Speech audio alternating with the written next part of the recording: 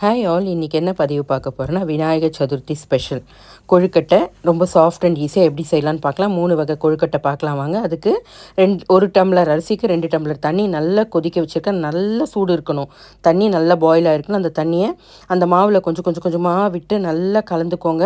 அந்த 2 டம்ளர் மாவும் சரியாக போயிடும். உங்களுக்கு பதம் பார்க்கும்போது தெரியும். பாருங்கள், மாவு இந்த மாதிரி இருக்கணும். இந்த கன்சிஸ்டன்சியில் மாவை ரெஸ்ட் பண்ண விடாதீங்க.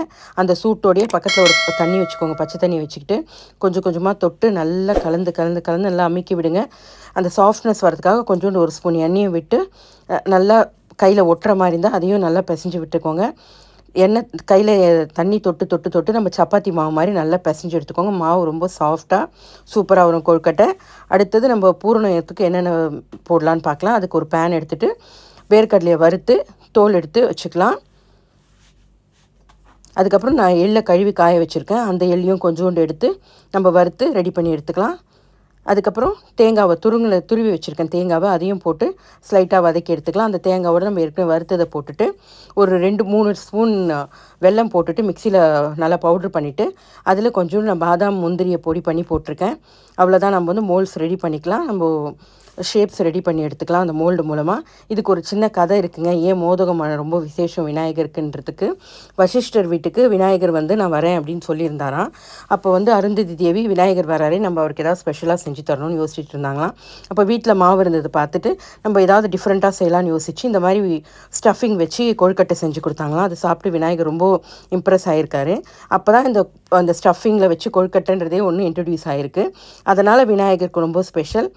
அதனால் கொழுக்கட்டை வச்சு நம்ம படைக்கிறோம். பாருங்கள் எவ்வளோ அழகாக அந்த ஷேப் அழகாக வந்திருக்கு பாருங்கள். உள்ள ஸ்டஃபிங் வச்சுட்டு அழகாக சூப்பராக ரெடி ஆகிடுச்சு பாருங்கள் நம்மளோட பூரணம் கொழுக்கட்டை. அடுத்தது நம்ம இந்த மணி கொழுக்கட்டைக்கு நம்ம ரெடி பண்ணிக்கலாம்.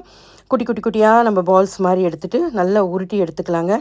பாருங்கள், குட்டி குட்டி பால்ஸ். இந்த கொழுக்கட்டை எல்லாமே ரொம்ப சாஃப்டாக இருக்குங்க. நம்ம மாவு பேசுகிறதுல மட்டும்தாங்க இருக்குது. பால்ஸும் ரெடி பண்ணிட்டோம். அடுத்தது நம்ம பிடி கொழுக்கட்டைக்கு பாக்கம் ரெடி பண்ணிக்கலாம். அதுக்கு 1/4 டம்ளர் தண்ணியில் ஒரு 150 கிராம்ஸ் நான் பவுடர் ஜாக்ரி, ஆர்கானிக் ஜாக்ரி எடுத்துருக்கிறேன். இதனால் வடிகட்ட கூட தேவையில்லை.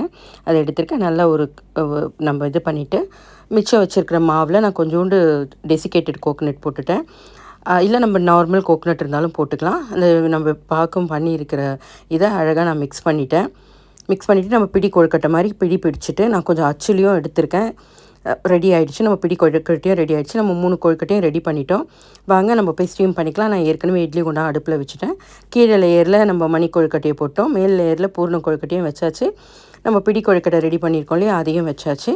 ஒரு 20 மினிட்ஸ் நல்லா ஹையில் ஸ்டீம் பண்ணி எடுத்தால் கொழுக்கட்டை ரெடி ஆகிடும். நம்ம அந்த மணி கொழுக்கட்டைக்கு தாளிச்சிடலாம் வாங்க. அதுக்கு ஒரு கடாயில் எண்ணெய் ஊற்றி கடுகு, கடலைப்பருப்பு, உளுத்தம்பருப்பு, காஞ்ச மிளகா, பெருங்காயம், கருவேப்பிலை, கொத்தமல்லி போட்டு நல்லா இது பண்ணிக்கணும். ஆக்சுவலி நான் வீடியோ எடுக்க மறந்துட்டுருக்கேன் ஆன் பண்ணுறதுக்கு. இதில் நம்ம வேக வச்சுருக்கிற அந்த உருண்டை போட்டிருக்கு இல்லையா, மணி கொழுக்கட்டையை தூக்கி நல்லா போட்டுட்டு நல்லா கலரி எடுத்துக்க வேண்டியது தான். முடிஞ்சிருச்சு. 3 கொழுக்கட்டையும் ரெடி. அசம்பிள் பண்ணிடலாம் வாங்க. ட்ரை பண்ணி பாருங்கள் விநாயகர் சதுர்த்தி ஸ்பெஷல் எப்படி இருக்குன்ட்டு. தேங்க்ஸ் ஃபார் வாட்சிங். Thank you all.